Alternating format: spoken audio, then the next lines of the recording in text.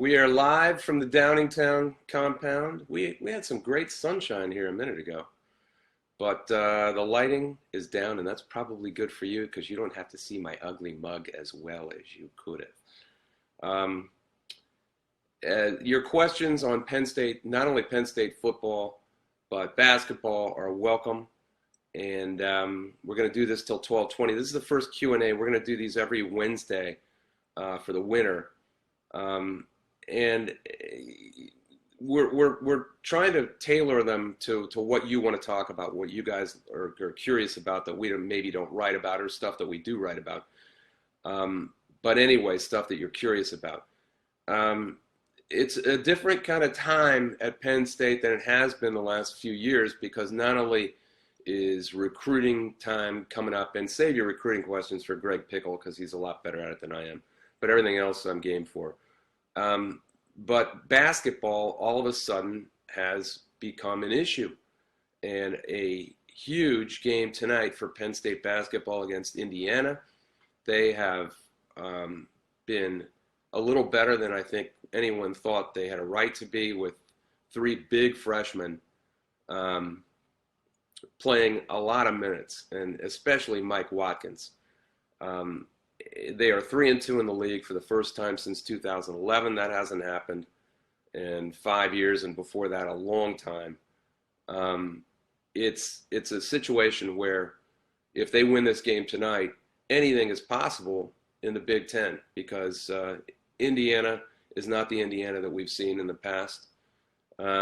They are really kind of a scattershot team that turns the ball over a lot. So I am looking forward to this game. Matthew Loring asks your predictions on chances for the tourney. For Penn State, I think you're assuming. I can't see the NCAA tournament unless they go about 12-6 in the Big Ten. That's not likely. But anything is possible in this league. You look at Northwestern. Northwestern could win the league. I mean, it's actually possible. If you look at the standings here, I was a big fan of Maryland before the season, when a lot of people weren't, simply because I thought they would have three freshmen who have come in and could come in and do really well. Kevin Herter, and the shooter, and a couple other guys, Cowan.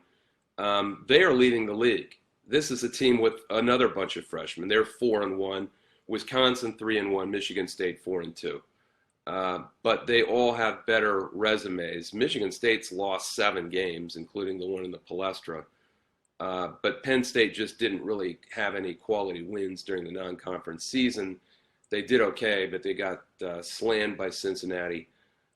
They really weren't ready. So I can't see the NCAA tournament. But it really doesn't matter at this point. What you're looking for is growth. And I don't think anyone expected the NCAA tournament out of this team. But that's my answer. I think they've got to be 11-7 to possibly make it. And I've got a question about Scallies. I don't, from David Bishop, where are all the Scallies coming from? Who else is leaving? I'm not sure what that's about.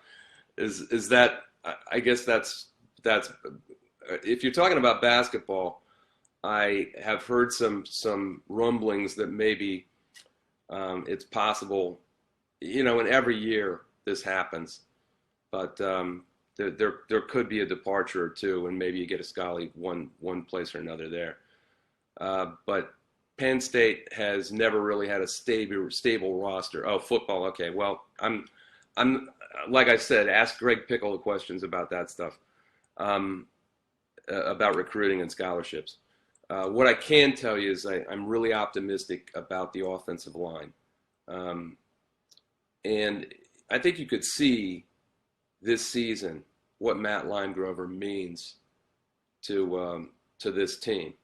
That was an incredibly prescient and important hire by James Franklin to just scoop him up when Tracy Claeys really kind of unceremoniously dumped his whole position at Minnesota.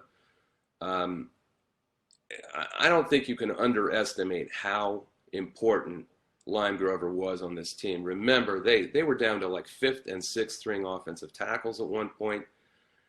And now they've gotten a lot of guys, a lot of work. McGovern, Bates, Gonzalez, Michael Mennett, I think you could say coming in at center this year. They do have some interesting depth at linebacker. They've got to replace Wortman, White, and Bell. But I would look for the offensive line to be really, really improved this year, because you've got young guys who know what it's like, who know what's going on, and have gotten their feet wet and gotten some playing time. I'd say the issue is whether Chris Godwin can be replaced, because that's a guy like Allen Robinson before him who could just go up and get everything. And there were so many times when that happened. So maybe Blacknall, maybe Brandon Polk or Charles, who knows. Greg Smith says, who are we going to replace Moorhead with after he bolts next year? Well, Kevin Wilson's not available. We know that. I don't know that it's vital. I think maybe you're underestimating James Franklin as far as the ability to run this offense without an offensive coordinator who is absolutely the boss. The main thing was getting the pieces in place and getting the type of players in place that he needed. And I thought there would be a much greater problem in installing this offense with a rookie quarterback. I think a lot of people did. With an offensive line that was almost never stable. There were guys playing at the end of the season who might not play again. Chaz Wright is an example, and still they did it. So the main thing wasn't the play calling, I don't think, or the acumen necessarily. Was getting a running quarterback in Trace McSorley, and there was fearless. Who knew how good he was going to be that quickly? And then getting the other pieces of the puzzle in. And everyone is replaceable, says Dave Barr. That is absolutely true. I think the Kevin Wilson hire, though, at Ohio State is interesting, because James will probably have to go in the direction that Urban Meyer did the last few years, where he doesn't have such an, I wouldn't say obtrusive, but a big personality as his offensive coordinator. He hasn't had a guy like Kevin Wilson, and it'll be interesting to see how that meshes. And Moorhead is that kind of guy. He looks like a head coach. He sounds like a head coach. He's going to be a head coach. He's been a head coach before. And it'll be really interesting. And we know, I mean, there are a lot of, any coordinator, they want to be a head coach. So, yeah, he's very likely going to leave after next season, but what a job he's done. But I think you're going to have to go to somebody maybe with a lesser personality, like Urban Meyer did for a couple of coordinators with Warner. He did have Tom Herman, but it's not going to be the same kind of guy as Moorhead, I don't think. I don't think you want to try to copy Joe Moorhead, put it that way.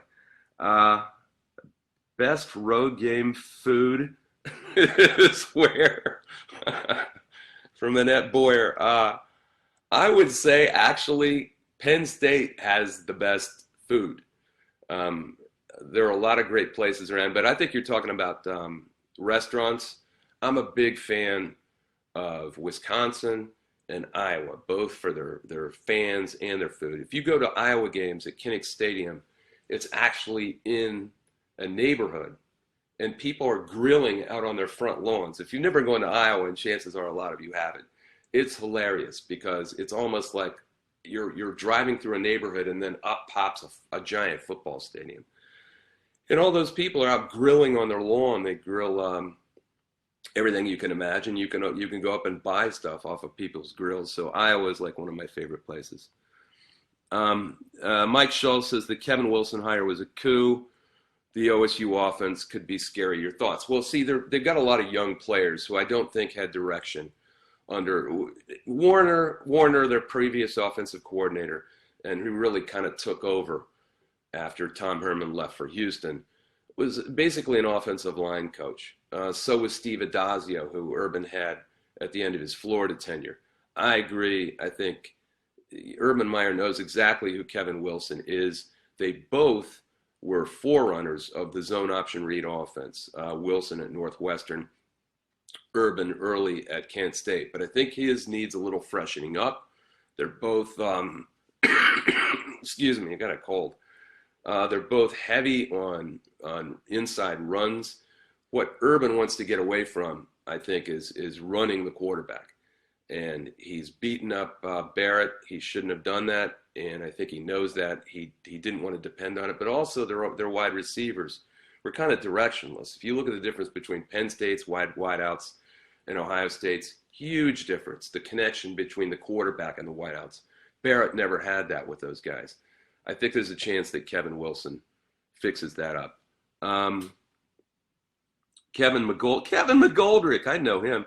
Does Saquon Barkley categorize as an injury-prone running back after a handful of injuries? Excuse me for this. I have had the worst cold you can imagine. No. What he categorizes as a guy who has really taken incredible punishment.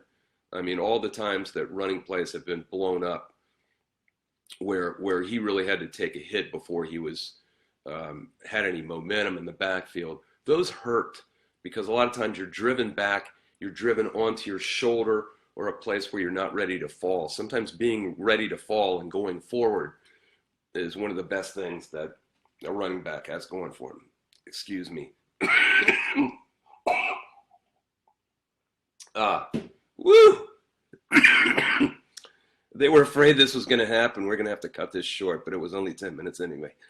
How many NCAA basketball teams have a legitimate shot to win the national championship? More this year than usual. I didn't even put Kansas among my top 8 because I'm not a huge fan of Mason, their point guard. But I think this year it's pretty wide open. There's always Kentucky in there. There's always teams like Kansas.